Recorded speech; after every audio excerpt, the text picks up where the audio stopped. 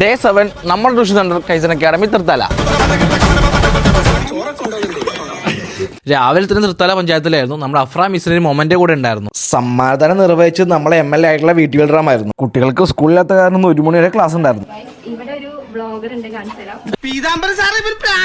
എന്റെ ഇന്നത്തെ class +2 commerce ആയിരിക്കായിരുന്നു. Class കഴിഞ്ഞ് ബ്രേക്ക് കൊടുത്ത കാഴ്ചയാണ് ഈ കാണുന്നത്. ഇതാണ് ഷാനെ, ആളൊരു ഫേമസ് വ്യക്തിയാണ് കേട്ടോ. അതൊക്കെ കഴിഞ്ഞ് +2കാരെ ഒരു ഫോട്ടോഷൂട്ട് കൂടി ഉണ്ടായിരുന്നു.